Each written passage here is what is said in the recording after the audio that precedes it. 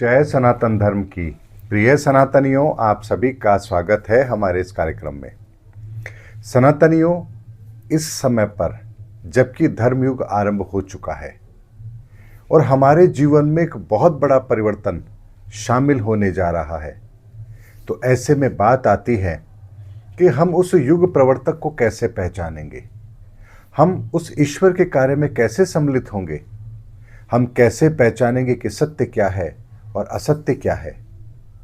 आखिर कोई तो ऐसा पैरामीटर होना चाहिए जिससे हमारी तलाश पूरी होती हो। तो ऐसे में सनातनी एक बात को समझिए कि जब भगवान राम अयोध्या को छोड़कर जंगल में जाते हैं और सबरी की कुटिया में पहुंचते हैं, तो सबरी को उनके गुरु ने क्या कहा था? एक ही बात कही थी कि तुम्हें राम की प्रतीक्षा करनी है, राम अवश्य आएंगे और तुम्हारा उद्धार करेंगे। सबरी इसी आस के अंदर उन वचनों पर विश्वास करके रोज अपनी कुटिया को बुहारती है, साफ करती है, फूलों से सजाती है, जंगल से बेर तोड़कर लाती है और रोज भगवान राम के आने की प्रतीक्षा करती है। सोचिए उसका यह इंतजार कितना लंबा होगा। लेकिन उनके गुरु ने क्या राम की तस्वीर दी थी? ऐसा क्या तरीका दिया था ताकि सबरी राम को पहचान सके? ऐसे में सनातन एक बात को समझना पड़ेगा आपको कि जो ईश्वर से संबंध होता है वो आत्मा का होता है, वो किसी बाहरी दिखावे का नहीं होता, वो किसी बाहरी रूप स्वरूप का नहीं होता है। और आत्मा का संबंध जब स्थापित होता है तो एक अलग ही अलौकिक खुशी, एक अलौकिक चेतना आपके भीतर प्रवेश करती है और आपको एक ऐसा एहसास कराती है जिस एहसास को आप पूरे जीवन भूल ही नहीं सकते। और यही कुछ सबरी के साथ भी हुआ था।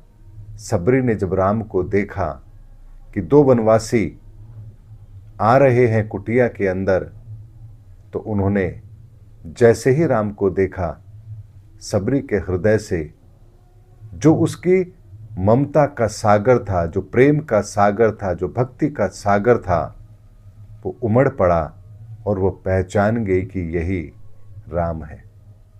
अब आप देखिए राम किस अवस्था में है, वनवासी अवस्था में है।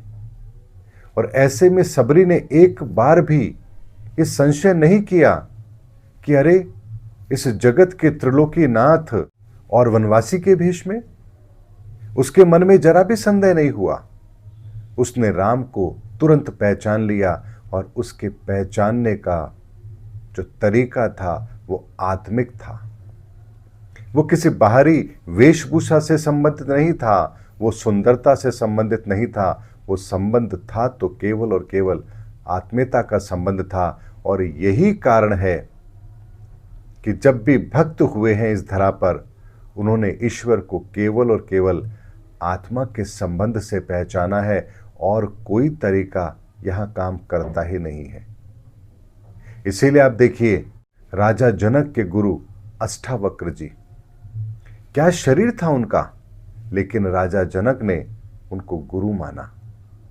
इसी तरीके से सनातनियों एक बात को समझिए, इस युग परिवर्तन के अंदर भी हमें अपने विचारों को शुद्ध तो करना पड़ेगा, क्योंकि हमारे विचार शुद्ध नहीं होंगे तो हम अपनी आत्मा से कनेक्ट नहीं होंगे।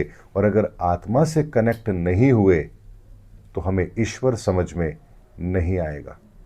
इसीलिए वर्तमान के अंदर एक सूत्र जो हमारे लिए काम करेगा, वो करेगा हमारे विचारों में शुद्धता, हमारे विचारों में पवित्रता। बेशक लाख चाहे जमाना आपको कुछ भी कह रहा है, लेकिन आप धैर्य रखिए, गंभीरता से रहिए और अपनी वाणी के अंदर गलत शब्दों का प्रयोग मत करिए। यही चीज आपके भीतर प्रेम और करुणा पैदा करेगी और यही प्रेम और करुणा आपको ईश्वर का सानिध्य भी अवश्य दिलाएगी। इसीलिए धर्मयुग के अंदर पहला सूत्र जो हमारे जीवन में लागू होगा वो यही लागू होगा कि हमें अपनी वाणी में करुणा और प्रेम का सामंजस्य जरूर रखना है। यही एक पहली सीढ़ी है जो आपको धर्म युग के अंदर बहुत तेजी से आगे लेकर जाएगी। इसीलिए ईश्वर से संबंध बनाना है तो आत्मीयता का बनाइए। बाहरी वेशभूषा, रूप, व्यवहार अगर इनको देखेंगे तो भ्रमित हो जाएंगे और ये भ्रम के बादल फिर कभी टूटते भी नहीं हैं। इसीलिए सबरी ने राम को केवल और केवल आत्मा के स्तर पर पहचाना था और वही कार्य हमें भी करना है।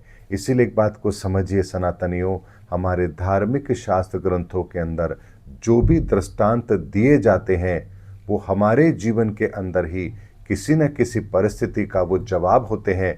हमें सिर्फ ये समझना होता है कि किस परिस्थिति में भगवान की कौन सी लीला हमारे काम आएगी।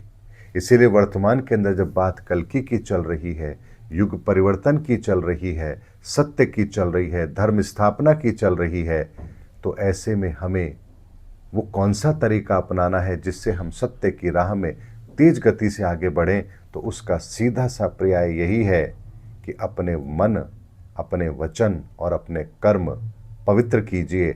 अपनी वाणी के अंदर सौम्यता लेकर आइए और अपने आत्मा के संबंध को जागृत कीजिए।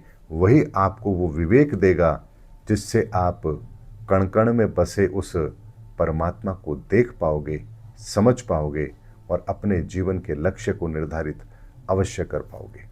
उम्मीद करता हूँ सनातनियों, आज का वीडियो आपको एक बहुत स्पष्ट रूप से एक ऐसा आकलन दे रहा है जो आपको सत्य को पहचानने में बहुत बड़ी मदद करेगा। उम्मीद करता हूँ मेरा वीडियो आपको ज़रूर अच्छा लगा होगा। अगले वीडियो में आपसे फिर भेंट होगी। तब तक हमारे चैनल पर बने रहिए। जय सनातन धर्म की, जय सनातन विश्व, जय धर्म युग की।